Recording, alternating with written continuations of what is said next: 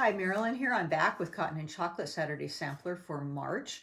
And we are doing one of our sashing pieces. It will have some other inserts and things as we go on to another quarter, but this is your first extra assignment.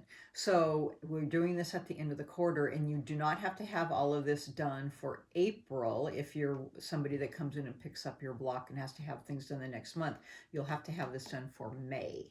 Okay, but get to work on these so that you don't fall behind. And if you're somebody that's, in one of the flexible plans, go ahead and start working on it so that you'll have this finished. Okay, so what we're doing is we're doing this beautiful sashing that's right in the middle of the square of the quilt. So it's the sashing with the little stars. And you can see one of them right here. Okay, so here's our sashing, and there's our star right here. Okay, so this is very easy to do. And what I'm also really excited about is I'm introducing to you for the first time the folded corner clipper, one of my favorite rulers. And I'll show you how it works today. And then in another video, I'm going to also show you how you can use this for binding to connect all the strips. It shows you in your packet when you bought the ruler, and also how you can finish your binding on the miter. So another fun little tool for this. Okay, so anyways, let's get to it. So you have 3 fabrics here. You have fabric 4, which is here. You have a lot of it because, of course, that's the main bit here. Does it look different than mine? Well, yeah, maybe the piece that you're seeing here, because it's a batik. And so it has all these beautiful colors running through it, and it looks different throughout the quilt. And then you have fabric 8, which is this pretty little magenta color, which is the center of the star. And here it looks a little more magenta than there, but it looks different when you move through the quilt here. And then fabric 11, which is the tiny little star points, that kind of like darker, I guess, kind of brownish color. So those are our star points. Okay, so let's do cutting first. So with fabric 4, you have these big pieces, and you need 2 cuts that are 12.5 inches times the width of the fabric. Okay, so you're going to do 2 of those big cuts, and I have some of that cut here. I've cut off a little bit out of the edge just for demo purposes. So you need 2 of those, and then off of that 12 inches, you're going to then open that up, or 12.5 inches rather. Then you're going to cross cut that from width to width into 3.5 inch strips. Okay, so you're going to do that 12.5 inches, then cross cut it into 3.5 inch strips so that you get these. All right, these are going to be cut off of it. Isn't that a nice, clever way to do that? Yep, it is. So you need 2 of those, and you're going to get 24 of these strips out of those 2 12.5 that you cut off. Then you're going to have a little bit left over, and you need to cut 2 3.5 inch strips out of the remaining. And from that, you need 4 more 3.5 by 12.5 inch. So you need 28 of these altogether. And then you're going to have a little bit left. Save it for page 21.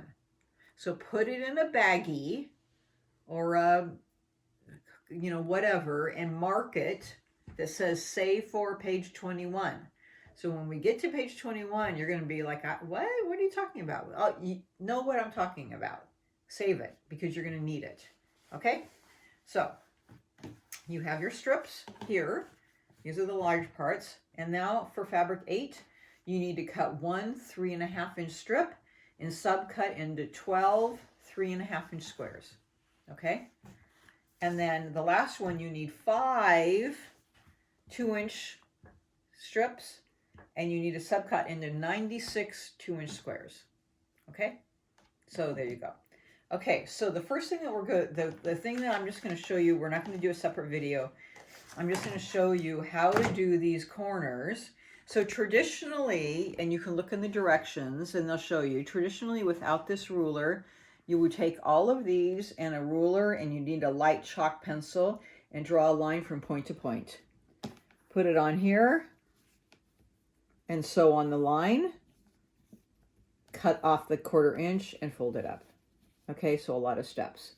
So the thing that I love about the folded corner clipper is we're going to put this on, we're going to measure it with this and cut it. And I'll show you what you do.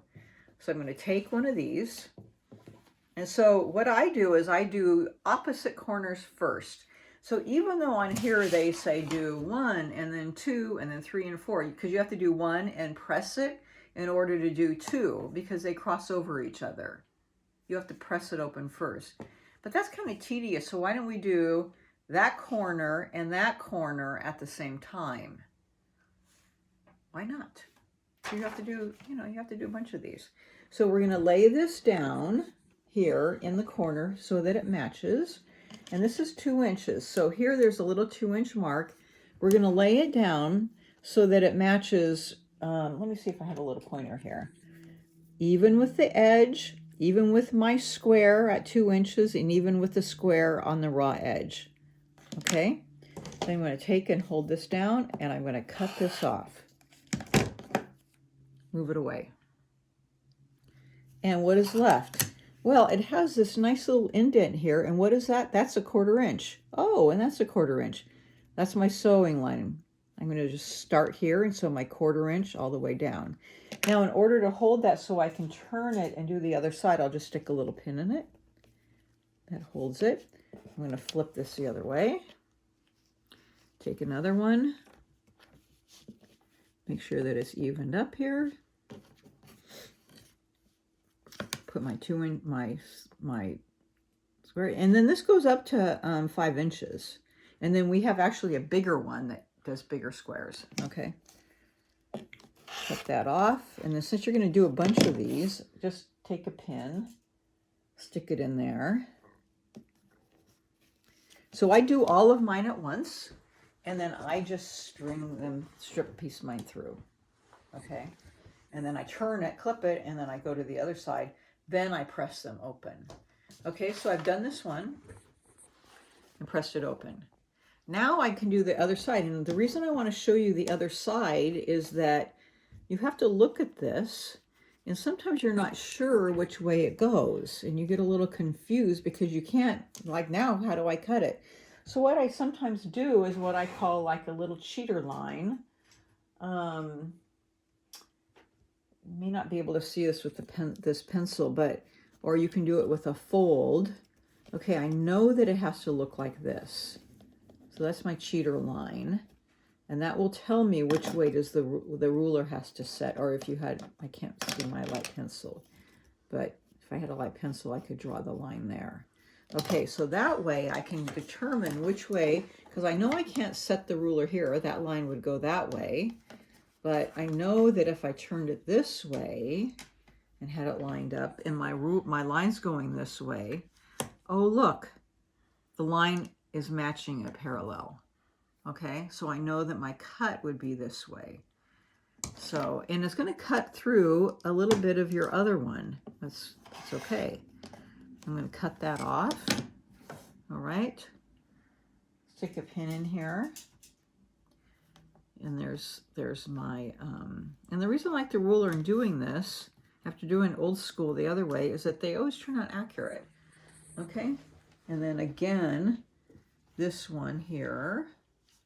And if you get confused by it, well, then line them all up this way, facing this way for this cut. And that way you know. Oh, here's a kitty. Sorry, he came to investigate. I know, sorry, kitty. And then I'll cut it this way again. And stick a pin in there. And then I'll do all of my 28 going in this direction. Okay? And then once I have those sewn, I would press that open, and there's my folded corners. And this is Bingley. He always comes and sews with me. He's my sewing companion. And then what's really nice about this is I have perfect 1/4 inches. So that's what I like about the ruler also. Okay, so that's your introduction to the folded corner clipper. And I will use those on those other corners, and you will most likely be seeing that a number of times as we move through this quilt. So once I have those done, Bingley, are you going to help me with the edge? You will be piecing that to there, and then if this was sewn, the other side, and then it starts becoming a star. You'll have intersecting ones. So when you read this, it's going to show you about making top and bottom and sashing borders and then side sashing borders. So you can go ahead and start piecing that if you want, or you can leave it in pieces and sew all of that in the end once you have all your center together. That's your choice. But I want you to get all these bits together and ready to go. Okay, so that's it for March. I hope that you enjoy it, and we'll see you soon. Thanks so much.